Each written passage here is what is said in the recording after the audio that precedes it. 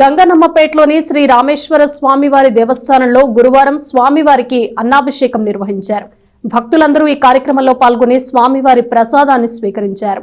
పవిత్ర కార్తీక మాసం సందర్భంగా తెనాలి గంగనమ్మపేటలో ప్రసిద్ధి చెందిన శ్రీ పర్వతవర్ధిని సమేత శ్రీ రామేశ్వర స్వామివారికి అన్నాభిషేకం గురువారం ఘనంగా జరిగింది.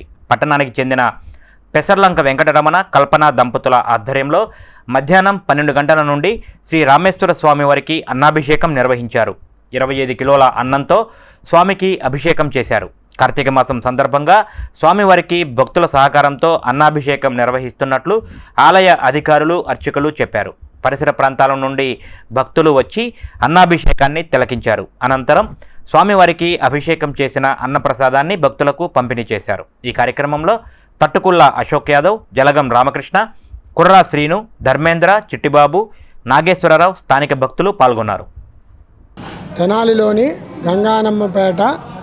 గంగానంపేటలో వేంచేసి ఉన్న గంగాపర్వతవర్ధిని సమేత రామేశ్వర స్వామి వారి దేవాలయంలో ఈ రోజున గురువారం షష్ఠి వాళ్ళ కృష్ణపక్ష షష్ఠి వాళ్ళ గురువారం ఈ రోజున అన్నాభిషేకం జరిగింది. ప్రతి సంవత్సరం లాగానే ప్రతి సంవత్సరం కూడా కార్తీక మాసంలో ఒక రోజున అన్నాభిషేకం జరుగుతుంది. అట్లాగే ఈరోజు కూడా పెసర్లంక వెంకటరమణ గారు ఆయన ఇదేతో ఈ రోజున అన్నాభిషేకం స్వామివారికి జరిగినది. కార్తీక మాసంలో మరి తమ్ముడు పెసర్లంక రమణ గారు ఆ స్వామివారి ఆశీస్సులతో గత 5 సంవత్సరాల నుంచి కూడా మరి అన్నాభిషేకం నిర్వహిస్తున్నారు. ఈ రోజున మరి పార్వతీవర్ధిని సమేత శ్రీ రామేశ్వర స్వామివారి దేవస్థానం గంగానమ్మపేటలోని పాత శివాలయం నందు మరి కనువిందుగా స్వామివారికి అన్నాభిషేకం చేయడం జరిగింది. ఈ సృష్టిలో అతి ముఖ్యమైనది ఈ ప్రాణజీవులన్నీ బతకాలంటే మానవందరూ అన్నం తినాలి. అటువంటి అన్నాన్ని స్వామివారు సమర్పించి ఈ రోజున అభిషేకం చేయడం జరిగింది. భక్తులందరూ కూడా చూస్తరించారు. ప్రతి ఒక్కరికి ప్రసాద రూపంలో కూడా భక్తులు కూడా దీన్ని అందజేయడం జరుగుతుంది.